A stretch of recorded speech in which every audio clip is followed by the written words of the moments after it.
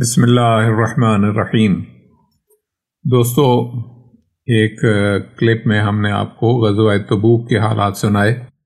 مولانا امام العسکری صلوات اللہ علیہ نے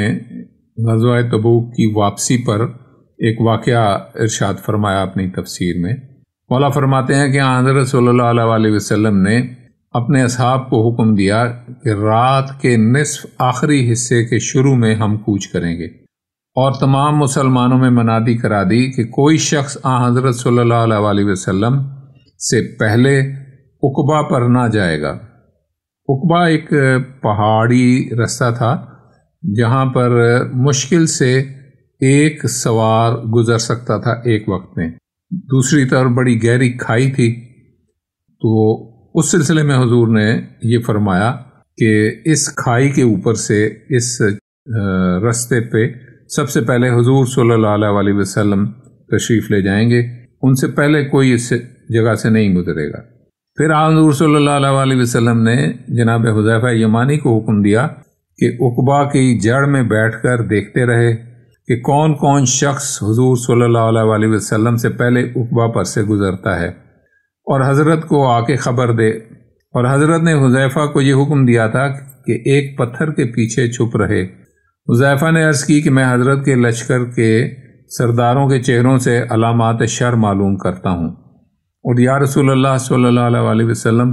میں ڈرتا ہوں کہ اگر میں اس پہاڑ کی کوہ میں بیٹھوں تو جن لوگوں کے حضرت صلی اللہ علیہ وسلم کے قتل کی تدبیر کے لیے آپ سے پہلے وہاں جانے کا خوف ہے، ان میں سے کوئی میرے پاس آ کر مجھ کو دیکھ لے اور مجھ کو آپ کی خیر خواہی سے متہم جان کر خیال یہ کرے کہ میں ان کے حال سے آپ کو مطلع کر دوں گا، مجھے قتل کر ڈالے۔ تب حضرت صلی اللہ علیہ وسلم نے اسے فرمایا کہ جب تو عقبہ کی جڑ میں پہنچے تو وہاں ایک بڑے پتھر کے پاس جانا اور اس سے کہنا کہ رسول خدا صلی اللہ علیہ وسلم تجھ کو حکم فرماتے ہیں کہ تو میرے لیے شگافتہ ہو جا تاکہ میں تیرے اندر داخل ہو جاؤں۔ پھر اس سے کہنا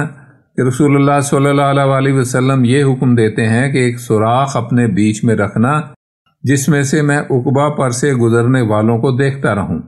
اور اس میں سے میرے سانس لینے کے لیے ہوا بھی آتی رہے تاکہ میں گھٹ کر نہ مر جاؤں۔ جب تو پتھر سے جا کر یہ کہے گا تو وہ پروردگار عالم کے حکم سے تیرے کہنے کے موافق ہو جائے گا۔ الغرض حذیفہ نے حضرت کا پیغام پتھر کو پہنچایا، اور جو کچھ حضرت صلی اللہ علیہ وسلم نے فرمایا تھا اسی طرح وقوع میں آیا، اور وہ پتھر کے جوف میں بیٹھ گیا، اور 24 آدمی اپنے اپنے اونٹوں پر سوار ہو کر آئے، اور ان کے پیادے ان کے آگے آگے تھے، اور باہم ذکر کرتے جاتے تھے کہ یہاں جس کسی کو دیکھو خواہ کوئی ہو قتل کر ڈالو، تاکہ کوئی جا کر حضور صلی اللہ علیہ وسلم کو ہمارے حال کی خبر نہ کر دے، اور وہ یہ بات سن کر لوٹ جائے، اور دن چڑھے بغیر عقبہ پر نہ چڑھیں، اور ہماری تدبیر یوں ہی بیکار جائے۔ حذیفہ نے ان کی یہ باتیں سنی، اور ان ملعونوں نے ہر چند تلاش کیا مگر کسی کو نہ پایا، اور حق تعالیٰ نے حذیفہ کو پتھر کے اندر چھپا رکھا تھا۔ بعد ازاں وہ لوگ جدا جدا ہو گئے، بعض تو اس پہاڑ کے اوپر چڑھ گئے، اور بعض راہ متعارف سے پھر گئے، اور بعض دامن کوہ میں دائیں اور بائیں کھڑے ہو گئے، اور باہم کہنے لگے دیکھو محمد صلی اللہ علیہ وسلم کی موت کے سامان کیوں کر بہم پہنچ گئے ہیں کہ وہ خود لوگوں کو اپنے سے پہلے عقبہ پر چڑھنے سے منع فرماتے ہیں تاکہ ہمارے لیے خلوت ہو جائے، اور ہم آسانی سے اپنی تدبیر اس کے لیے عمل میں لائیں، اور ان جناب کے اصحاب کے پہنچنے سے پہلے ہی اپنے کام سے فارغ ہو جائیں۔ اور خدا ان تمام دور و نزدیک کی آوازوں کو حذیفہ کے کانوں تک پہنچاتا تھا، اور وہ یاد کرتا جاتا تھا۔ جب وہ لوگ پہاڑ میں اپنی اپنی مقررہ جگہوں پر قائم ہو گئے تو وہ پتھر قدرت خدا سے گویا ہوا، اور حذیفہ سے کہا کہ رسول خدا صلی اللہ علیہ وسلم کے پاس جا، اور جو کچھ تو نے دیکھا اور سنا ہے ان سے بیان کر۔ حذیفہ نے اس پتھر سے کہا کہ میں باہر کیوں کر نکلوں، کیونکہ اگر وہ لوگ مجھ کو دیکھ لیں گے تو اپنی جانوں کے خوف سے مجھ کو قتل کر ڈالیں گے، کہ کہیں میں جا کر ان کا حال حضرت سے عرض نہ کر دوں۔ پتھر نے جواب دیا کہ جس خدا نے تجھ کو میرے اندر جگہ دی ہے اور اس سوراخ میں سے جو اس نے میرے اندر پیدا کیا ہے ہوا کو تیرے طرف پہنچایا ہے، وہی تجھ کو حضرت تک پہنچا بھی دے گا اور دشمنوں کے ہاتھ سے بچائے گا۔ آخر کار جب حذیفہ نے اٹھنے کا ارادہ کیا، پتھر شگافتہ ہو گیا اور خدا نے اس کو ایک پرندے کی صورت میں تبدیل کر دیا اور وہ ہوا میں اڑنے لگا اور حضور اکرم صلی اللہ علیہ وسلم کے پاس پہنچ کر زمین پر اترا اور حق تعالیٰ نے اس کو اصلی صورت میں پلٹا دیا۔ پس حذیفہ نے جو کچھ دیکھا اور سنا تھا سب حضور صلی اللہ علیہ وسلم کو سنایا۔ حضرت نے فرمایا کہ تو نے سب کو ان کے چہروں کو دیکھ کر شناخت کیا؟ عرض کی کہ انہوں نے اپنے چہروں پر نقاب ڈال رکھے تھے اور میں اکثر کو ان کے اونٹ دیکھ کر پہچانتا تھا۔ پھر جب انہوں نے اس مقام کو اچھی طرح دیکھ بھال لیا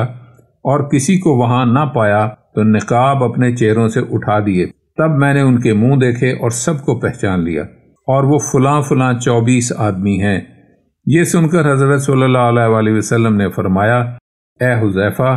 جب اللہ تعالی محمد صلی اللہ علیہ وسلم کو قائم رکھنا چاہتا ہے تو یہ لوگ جملہ مخلوقات سمیت بھی اس کو اپنی جگہ سے حرکت نہیں دے سکتے، کیونکہ خداوند عالم اپنے امر کو محمد صلی اللہ علیہ وسلم کے بارے میں جاری فرمائے گا،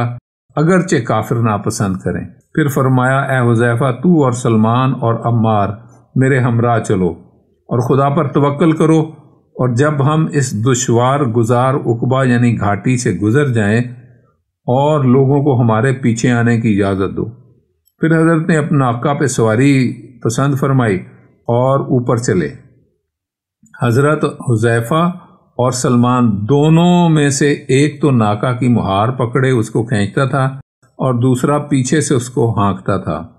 اور عمار ناقہ کے برابر برابر چلتے تھے، اور وہ ملعون منافق اپنے اونٹوں پر سوار تھے۔ ان کے پیادے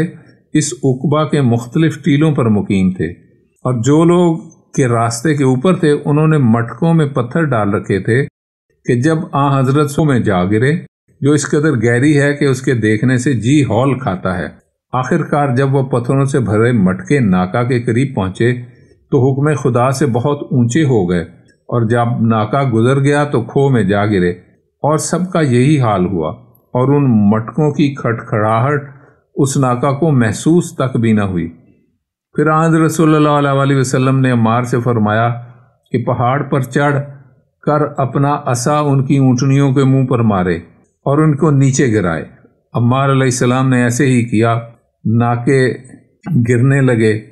اور بعض ان پر سے اتنے نیچے گرے کہ کسی کا بازو ٹوٹا، کسی کا پاؤں اور کسی کی پسلیاں، اور اس سبب سے ان کو نہایت تکلیف ہوئی، اور زخم بھرنے اور اچھا ہونے پر بھی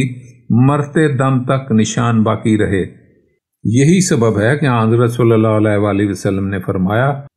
کہ حذیفہ امیر المومنین علیہ الصلوۃ والسلام کو